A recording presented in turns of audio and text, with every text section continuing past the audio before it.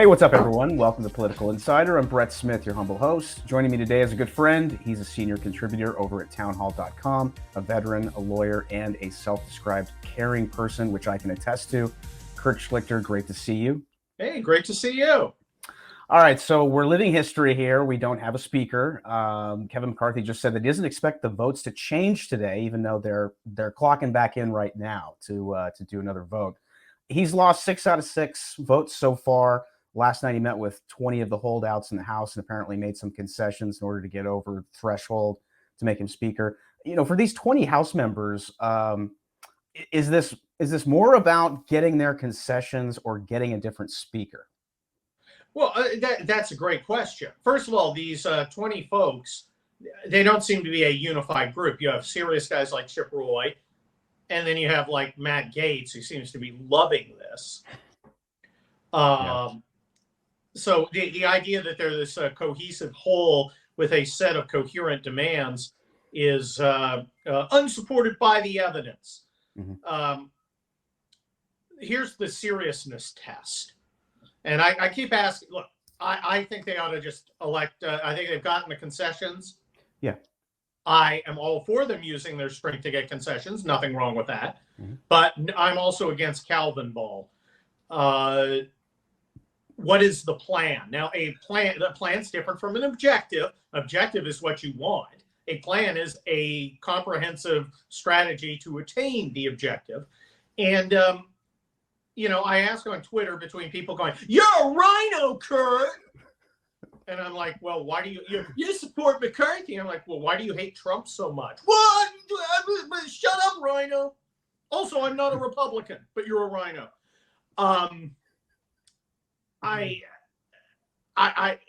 A serious group, and some of the guys are serious, would say, here's a piece of paper with my signature. It lists what I want in order to guarantee you 218 votes. Here's a piece of paper. It's out in public. Everybody knows your move, Kevin McCarthy. Mm-hmm. Yeah, and that eliminates the problem of Calvin Ball. That is a game where the rules change as soon as the other side attempts to rely on the rules. But that's what we seem to have here, and I'm not quite sure, but it does seem that there is, you know, some compromising, and as soon as that happens, then new demands spring up, which make it impossible to get a result. Now, you may just be an agent of chaos. Like I said, I don't think Matt Gaetz gives a damn if there's a speaker or not. He's doing fine. In fact, he's got more attention than ever. And some people say, well, he's marginalized himself. Look at late night TV. They're all millionaires. They all have 3 million people watching them out of 330 million. You can do very well with a niche. Mm-hmm. You know, I think a lot of these concessions, you know, like you said, I would have been really happy with like a list of demands. Basically, that's kind of how I saw this. Yeah. This is like Die Hard. This is like a hostage situation or something, or a proposal. Well, let's not do the terrorist Taliban imagery that freaking Dan Crenshaw was using, because that's useless. Yeah. That's counterproductive. Also counterproductive, McCarthy's allies attempting to make threats when he has no heat. Right. That's another reason I can support McCarthy. He's effectively neutered by the conservatives. He needs them. Yeah. Yeah. He needs the conservatives. So he can't be that communist. Right. And again, I'm sympathetic to the things they wanted. The omnibus proved you can't go back to business as usual, which is, all right, me and my pals have come up with an idea. I'm dumping it on you. You get to vote on in 15 minutes. Shut up and vote. Yeah. They want to prevent that. I'm all for it. But sometimes you have to take yes for an answer unless you just want to see the world burn. And if that's what you want, that's fine. Be a man and admit it. The Joker admitted it. Right. Is Matt Gaetz up there going, no, I just want to cause a lot of trouble and get a lot of personal attention so I can build my tiny but sufficient brand. Yeah. Okay. All right, great. Now we know where you're at. Yeah, it's like, if it's a legitimate protest vote, that's fine, but I want to see an off-ramp. Like I said, I'd like to see a list of demands that was out there in the beginning. Right. What's the plan? And who are you backing? I mean, well, that's the other thing behind, if it's not McCarthy. A key component of a plan to challenge the speaker involves having another speaker. Keep in mind, this is not a job a lot of people want, but it's not that. It's 18 hours a day of licking donor toes on the telephone, trying to squeeze a few grand out of, some conservative dentist in Des Moines. Yeah, I mean, Kevin McCarthy is going to spend, if he gets elected, he's going to spend the next year in hotel rooms, basically raising money. Yes, that's the job. That's the he job. He wants it. Right. He would be capable of doing it. It's certainly his dream. Yeah. Whether his dream dies or not, I don't care about Kevin McCarthy. I like Kevin McCarthy. Okay, I think he's a jerk. Yeah. And there are lots of people I think are jerks. Is he useful or not? Today he's useful. When he stops being useful, adios. And if his dreams have to die when someone else steps up who's competent and not a liberal and not a rhino, that's fine with me too. I'm indifferent to him. He is a tool, a means to an end. He's a tool in every sense of the word. So I'm not pro McCarthy. I'm pro getting the House organized and moving forward. Seems to be the best chance to do that now, which makes me pro McCarthy for the moment. Well, he doesn't deserve my respect or loyalty. He just is. Right. When does this protest vote in the House by these 20 actually start to harm Republicans as a whole, to the average voter out there? I don't think the average voter has really noticed because it doesn't matter. And that could go on for a little bit. Yeah. But, it ain't like the Republican brand is great. Okay. Republican brand is New Coke. It ain't great. And this makes them look like they can't get their stuff together. The problem is that impression is accurate because this is gone from a debate over compromises that will force the caucus to be more conservative and prevent some of this nonsense into, hey, Matt Gaetz, you got booked on Newsmax. Yeah. All right. So, if you look at it as accurate as, hey, a bunch of guys who are really, really concerned with their own thing are getting a lot of airplay, it's becoming that. But you got serious. I mean, Chip Roy is a super serious guy.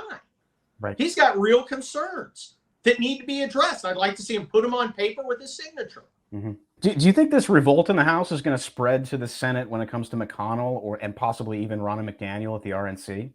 Well, look, I think as for McConnell, I think he's got it locked down. And I think the more it looks like a bunch of guys out there to increase their own profile rather than to achieve coherent conservative goals, no, it helps McConnell. It also may or may not help Ronna McDaniel because and I'm deep in get rid of Ronna. Yeah. She's a disaster. It is not the same as the House. We don't have to, we need to go through a process of auditing and reforming to get the RNC on track. That fight needs to happen, but she's going to come back and say, see, these outsiders are screwing everything up. And I think some people will fall for that. But it's a very different subject. And it's properly distinguished. You had an op-ed centered around the 2023 predictions. And I encourage everyone to check it out, townhall.com. And you had a kind of an ultimate takeaway from this McCarthy drama over the speakership. And it has two words that you used, raw power. Why don't you talk about that? Look, raw power is the key to everything. If McCarthy had raw power, he would force himself to get elected. Yeah. He doesn't have the raw power. At the end of the 20 guys, they have the raw power. So you got to deal with them. Right. An understanding that raw power is the currency, not norms, not all this other principles, all this other crap that's been used to constrain us in the past. Well, raw power has been used against us. You are on your way to maturity. That's the problem for McCarthy. He doesn't have the raw power because he didn't get it done. Yeah. He's had 2 months to get this together.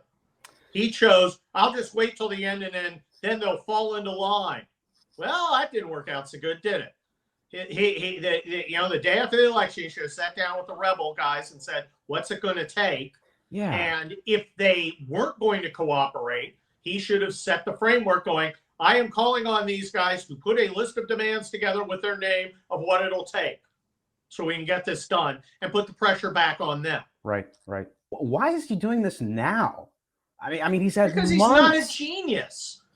Look, he misunderstood the idea, the use of power. You've got to choose your battle. And don't choose a battle where you're gonna, you really have no heat. I mean, he starts yelling at the caucus in the meeting on Monday. Oh, the guy with no power is upset. I better conform. Yeah. Instead, he should have grabbed each of them alone and said, Chip, what's it going to take to get your vote? What's it going to take? What's it going to take to get this guy? Mm-hmm. What's it going to take to do it? I think you'd make a great rules committee chairman. Yeah. That's power. Yeah. And he didn't do it. He just thought, oh, well, they'll all fall into line because why? Big gamble. And the thing is, the speaker's got to marshal his forces. He's got to be in charge. And right now he's showing he isn't, which is not good. No one's afraid of him. Yeah. Which has advantages, but it also has disadvantages. Mm-hmm. Look, McCarthy's not blameless here. Mm-hmm. It's his to get it done. But I have a bunch of don't want to hear him. And I feel the same way about Ronna McDaniel. Well, there are a lot of reasons. You're 0-5. When Donald Trump goes, well, they cheated in 2020. Yeah? You didn't think they were going to cheat? It was up to you to win. You didn't get it done. You either get it done or you don't. Yeah, man, it's all about results. So, and these people can't close the deal. Yeah. I mean, this is like Glengarry Glen Ross, coffees for closers. Why can't these people close the deal? Well, I mean, look, some of them frankly don't want a deal because that doesn't benefit them. True. Regular order means they're just another backbench jerk. Hey, let's get back to your op-ed. Your op-ed, which has the your 2023 predictions, which I thought was really good. And again, I encourage everyone to check that out, townhall.com, and we'll link to that here in this interview. First question on your 2023 predictions: will Ronna return to the RNC? Do you think it'll be business as usual? And how much change can we expect in next year with her, Kevin, and Mitch basically all back running the party? Like I said, business as usual. Well, McConnell has gotten actively worse. He went out and did an event with Biden, and that was just to tell us to screw up. He is tired of having conservatives want to say in things, so he's screwing with them. McConnell is totally lost it. He needs to go.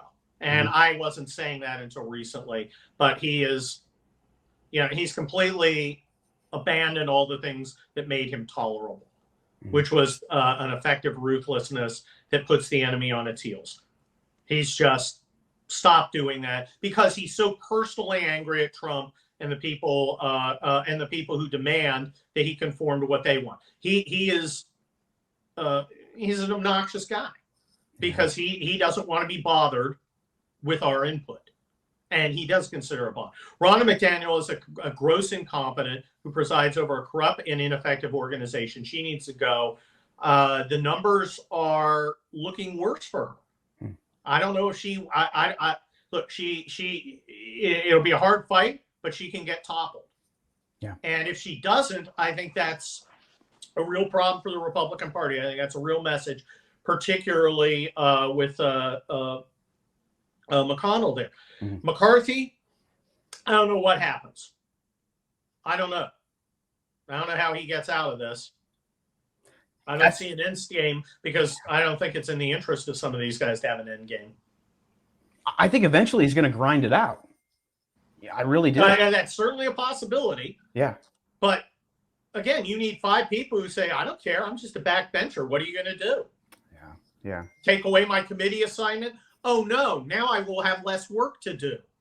I got a safe district. I could show up naked,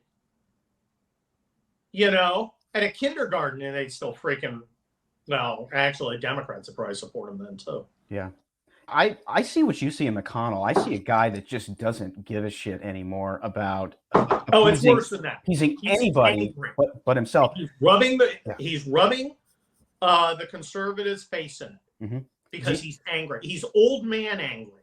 He's Gran Torino angry. And I didn't, I didn't. It's great. And this is like the last couple of years, but he's so offended about Trump disrespecting him and the base despising him. Mm-hmm. So he's like, screw you. I'll show you. I'll go hang out with Joe Biden. I don't think he's going to run again. I think he gets primaried if he does. I was just going to ask you, do you think this guy, to me, looks like he's setting himself up to retire? I do too. Yeah. And I don't know who follows him. Cornyn's pretty much screwed up. John Thune, despite his cool Marvel villain name, is, what distinguishes him? Yeah. Cornyn's really screwed up, though. The whole gun control thing. Mm-hmm. Yeah. I mean, he's just dumb enough to have thought, well, this will make me look good. I'll do a gun control. What freaking Republican sent a guy to the Senate to vote for gun control? That was a mystery. We talked about that last time. I don't know where that came from. What delusion? Yeah. He's like he's got the same. He's like a dumber McConnell. Yeah. Yeah. These guys almost like crash by design. Yeah, I don't understand this. Yeah, I don't get it. The answer is so clear, and it doesn't involve having to be Matt Gaetz. Yeah. You can stand up and say no. Sure. But some of these guys they just don't get it. Maybe with McConnell retiring, if that ends up happening, there's an opportunity there for a fresh face. I don't know who it would be, though. Yeah, true. I mean, some people are, what about Ted Cruz? And that's the problem is they misunderstand a leadership position with policy preferences. Mm-hmm. They're not the same skill set. You're right. You want a guy who's generally as conservative as you, but he has to have a skill set to organize a caucus that runs from Susan Collins all the way to J.D. Vance. Mm-hmm. And McConnell used to be able to do that. Yeah. And now he's getting what he's doing is getting a caucus that goes from Susan Collins, kind of like to Tom Tillis. And that's enough with the Democrats to push stuff through. Mm-hmm. Very different things. Yeah. So, I mean, look, I like Ted Cruz. I've written checks to Ted Cruz. Everybody hates Ted Cruz. And he's not a consensus builder. He's a bomb thrower. You think Susan Collins is going to take a call from Ted Cruz? It seems like Rick Scott wants that job. Well, Rick Scott, who I like, has a problem because he ran the Senate campaign last time, and it was a loser. Yeah, good point. And he has a reputation as self-serving within the caucus. I don't know if it's true or not. I just know it is what it is. I don't think he's the guy who does it. I don't know who does. Yeah. Who's the person in there who can, take people aside and who knows parliamentary procedure, can take people aside and get a coalition, not to get stuff passed with Democrats, but to get stuff, to hold steady with conservatives. And, if we do take the Senate, which we could totally botch, who's the guy? Yeah. No, or gal? Great question. Because we in the House, we have such a deep bench. And then when I look at the Senate, I'm just kind of like, it's not looking good, man. Yeah, I'm not sure who the deep bench is in the House for that getting back to that, who the deep bench is for our speaker. Mm-hmm. Who's the guy who wants to do that job? Everyone's like, Jim Jordan make a great speaker. Well, Jim Jordan agrees with us on a lot of things. Do you want him in a hotel room making phone calls all day, 18 hours a day? Because that's what the speaker does. I don't think people understand the job of the speaker. I think a lot of people think that they're in the House pushing legislation, and that's more. Yeah, they're deep into legislation. Yeah, that's just not how it works. So, no. Okay, last question. Do you think we're going to see a crowded Republican primary in 24 like we did in 2016? I don't know if it's not going to be like 2016, but we'll get 5 or 6 or 7. Look, so? It's a fight between Trump and DeSantis. I have a great town hall column. Trump won't go third party. I saw that, yeah. Everybody should read that. It is hilarious. Includes a great Sound of Music reference, so you like that. And it's very hard on Trump because Trump's screwing up. He just is. Yeah. at this point, and DeSantis is killing it, and that's just the way it is. But where's the room? Where Asa Hutchinson? I know. Yeah, Asa mania, Pompeo mania.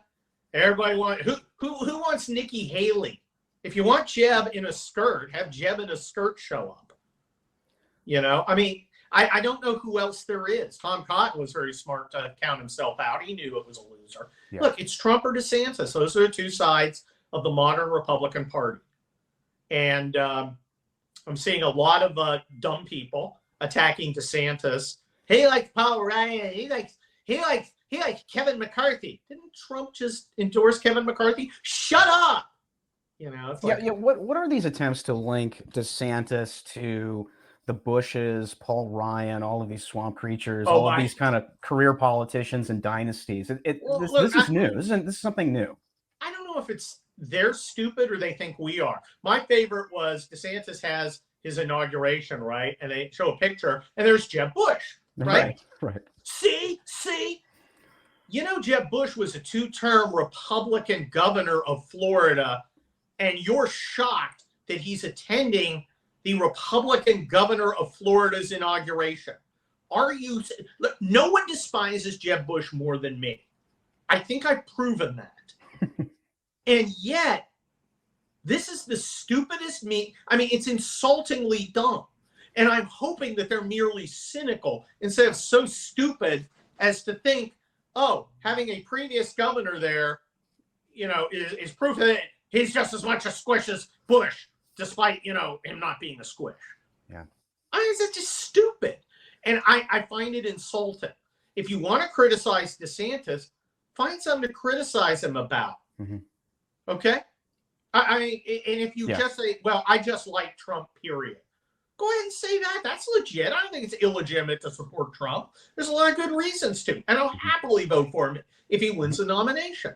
Yeah. I would love another Trump term. That would make me delighted. Mm-hmm. Me too. But that's not the question. Right. If you want to attack DeSantis, just don't waste my time by being stupid. Yeah, we're gonna go after him. We're gonna blame him for the guest list. He had nothing to do with it. But you're right. I mean, I would expect him to have Democrat governors there too. Sure. This is one of those times where, you know, everybody shows up to celebrate the changing of the guard or continuing of the guard in a democracy. Right. Are you guys stupid? I mean, really? It's just knee-jerk reaction to anybody but Trump. You know, just like there are people out there who want anybody but Trump. There are people who never out there Trumpers and only Trumpers. Right. Look, never Trumpers are worse people. Only Trumpers, I think, in many cases, are just over-enthusiastic people. Sure. But I find it hard to tolerate dumbness. If you like Trump, say, I really like Trump, and here are the reasons why. If you don't like DeSantis, and see, I don't think it's that they don't like DeSantis. They're stretching. If you have to stretch, he invited a former Republican governor to sit on the dais while he was sworn in. If that's your worst hit on DeSantis, you know, you've just endorsed DeSantis. Yeah. You just have. Yeah, absolutely. Yeah.